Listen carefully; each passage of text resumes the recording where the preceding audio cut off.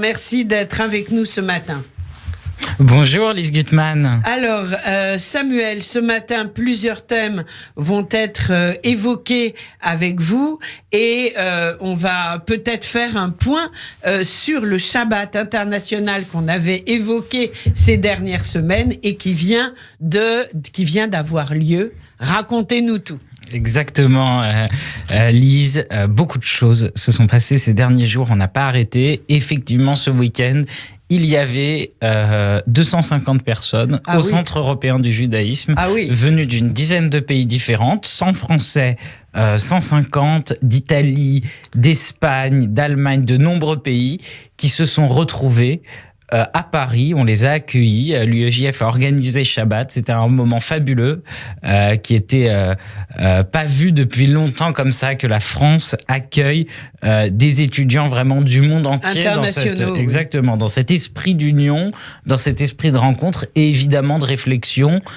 Et surtout quand on voit le contexte de guerre internationale, ça fait du bien de voir des jeunes comme ça qui se mobilisent de tous les pays. Exactement, et évidemment, la situation en Ukraine a été dans toutes les têtes et au-delà de ça, on a décidé, évidemment, avec la dizaine de représentants d'Union étudiante internationale, on a réfléchi, on a pu organiser déjà depuis Paris un peu l'aide et la préparation sur l'envoi de médicaments notamment. Alors justement, comment allez-vous aider ? Expliquez-nous. Et comment peut-on vous aider à aider ? Alors, il y a plusieurs choses, je crois. Il y a déjà la mobilisation, j'ai envie de dire, politique et citoyenne. Parce que ce qu'on voit, cette unité de l'Europe pour soutenir l'Ukraine, pour soutenir ces gens qui sont finalement des gens qui veulent être européens, qui refusent ce repli identitaire que leur propose la Russie. Ces gens-là, il faut les aider. Il y a eu plusieurs manifestations. Il y en a encore une prochaine samedi.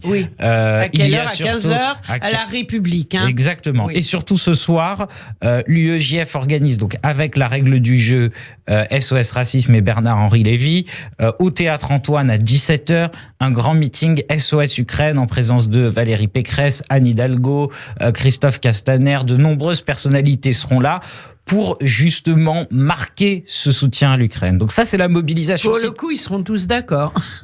Tous d'accord, tous ceux qui sont là. Mais il y a quand même ceux qui ne sont pas là. Oui, bien sûr. Il n'y a pas Zemmour, il n'y a pas Le Pen, il n'y a pas Mélenchon. Mais on sait pourquoi. Exactement, voilà. Mais comme par hasard, ces mêmes extrêmes, et de gauche et de droite, ils se retrouvent là-dessus, sur cette idée finalement que Poutine, c'est pas si mal. Et qu'au fond, c'est un peu de notre faute quand même. Donc, de marquer aussi cette opposition à cette vision-là relativiste, je pense que c'est extrêmement important. Donc ça, c'est de la mobilisation politique et citoyenne. Rappelez-nous, donc, où et à quelle heure ce soir on est passé ? Théâtre Antoine, à 17h. D'accord, parfait. Entrée libre, donc il faut y être tôt. Je conseille d'y être à 16h30, évidemment. Bien sûr. Deuxième chose, c'est la mobilisation humanitaire. Ça, on s'y met aussi. On a des liens avec l'Union étudiante ukrainienne, avec aussi un certain nombre d'associations de citoyens ukrainiens qui sont en France. Et chaque jour, il faut savoir, il y a des camions qui partent, il y a des bus qui partent vers l'Ukraine, avec en particulier du matériel médical. Il y a deux choses. Il y a et si vous avez du matériel médical que vous pouvez mettre à disposition, déjà, vous pouvez nous contacter sur les réseaux sociaux. Il faut être médecin ou c'est si on a des produits qu'on n'utilise plus dans sa pharmacie mais qui sont encore valables? Ça marche aussi. Ça marche aussi. Ça, vous pouvez nous contacter. Il y a différentes collectes qui sont en cours aussi financières. Je vous invite, sur le site de l'UEJF, on a mis ça en place.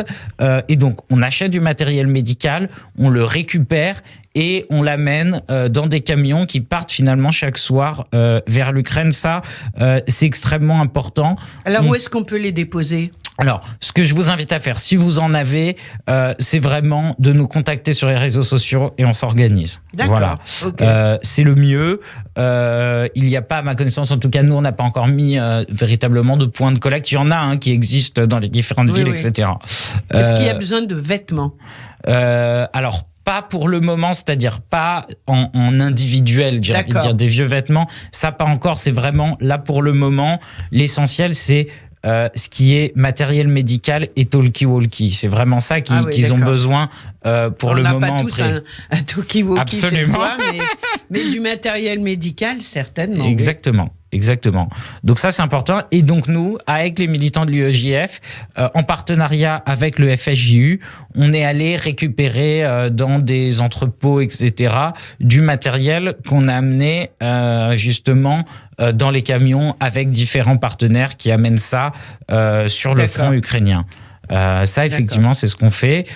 Et évidemment, donc la mobilisation, l'aide et la préparation. Voilà, il faut être, je pense, préparé à cette idée que demain, il va y avoir un afflux de migrants, il va y avoir des gens qui vont venir. Il l'annonçait ce matin. Exactement. Il y a des villes de France qui se préparent déjà à les accueillir. Exactement. Et nous, en tout cas, les étudiants juifs ukrainiens en particulier, ceux avec qui on est en lien, on leur a dit, on est prêt à vous accueillir et le cas échéant, il faudra s'organiser, je pense, pour les accueillir. Et est-ce que vous avez des nouvelles de gens que vous connaissez là-bas, avec lesquels vous êtes en lien? Qui sont-ils? Comment vont-ils? Eh bien, parce qu'apparemment, c'est de pire en pire à Kiev. C'est de pire en pire. C'est absolument terrible. Là où encore, il y a quelques jours, ils nous disaient non, mais ça va aller, etc. C'est vraiment moi ce qui m'a beaucoup choqué, c'est le fait que ça s'est fait du jour au lendemain. Voilà, du jour au lendemain. Il y a une semaine, on n'imaginait pas ça. Exactement. Et les Ukrainiens eux-mêmes n'y étaient pas préparés. Donc, je vois la résistance de ce peuple-là, la résilience et le combat qu'ils mènent, alors même qu'ils n'y étaient pas préparés. Mais non. Je trouve ça extraordinaire. Et finalement, les infos qu'on a du terrain, alors, c'est parfois difficile de les avoir parce qu'il y a de moins en moins de réseaux, notamment ceux qui sont cachés dans le métro. Mais ça change un peu de jour en jour. Voilà. Ou même d'heure en heure, où ils nous disent ça va mieux. Il y a quand même cet esprit de résilience qui est assez incroyable, où ils nous demandent des besoins, mais ils ne sont pas là du tout. En tout cas, voilà, les contacts que j'ai dans quelque chose de misérabilisme, pas du tout. Ils sont là vraiment dans un esprit de résistance. Et c'est formidable. Évidemment, ça dépend en fait beaucoup du lieu où ils se trouvent en Ukraine. Oui, c'est ça. Voilà, s'ils sont à Lviv, c'est moins dramatique que s'ils sont sous les bombardements maintenant, au moment où on parle, incessants à Kiev. Exactement. Oui, c'est complètement différent. Absolument. En tous les cas, c'est bien, évidemment, si on peut aider, si on peut être solidaire, vous n'hésitez pas à nous le dire. Alors, absolument. Un voyage vient de partir en Israël. Exactement. On va parler de quelque chose d'un peu plus léger. Voilà. Exactement. Au moment où on se parle, 2 délégations sont en Israël, emmenées par l'UEJF, organisées par l'UEJF. 2 délégations de syndicats et d'associations étudiantes de 2 établissements, Sciences Po et la Sorbonne.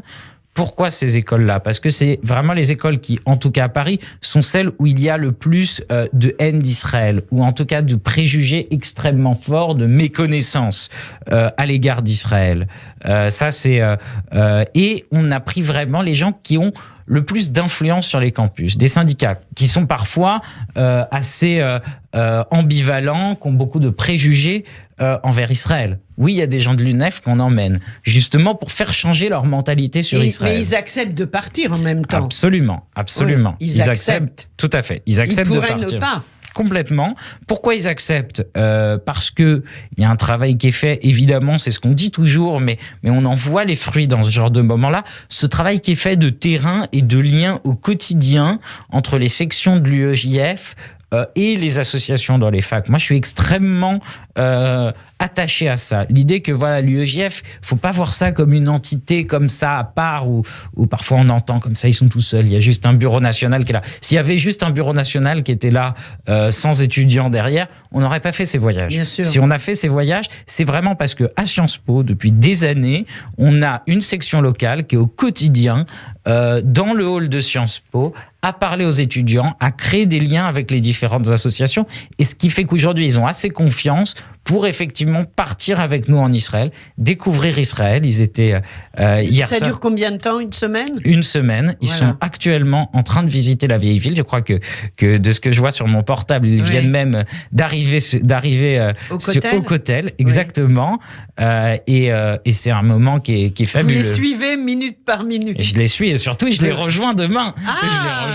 Je suis resté un peu, mais je ne pouvais pas ne pas les rejoindre. Et je vous tiendrai évidemment au courant. Je vous raconterai. C'est un moment qui, je pense... On fera un point la semaine prochaine, évidemment. Absolument. Alors, justement, donc, vous les emmenez, évidemment, au Kotel, à Jérusalem, visiter, etc. Est-ce qu'il y a des rencontres organisées avec des étudiants israéliens, peut-être même des étudiants arabes israéliens? Alors oui. Parce que c'est important qu'ils puissent échanger. Absolument. L'idée du programme, c'est vraiment de montrer une diversité d'Israël. Donc il y a évidemment des rencontres à la fois à l'université de Jérusalem, c'est demain, et à l'université de Tel Aviv, c'est dimanche. Et il y a au-delà de ça...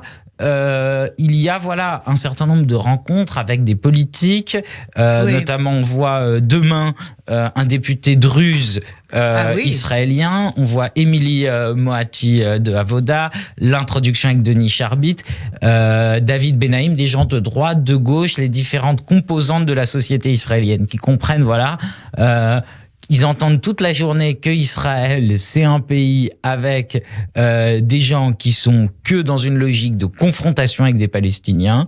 Ce qu'on va leur montrer, c'est qu'il y a déjà...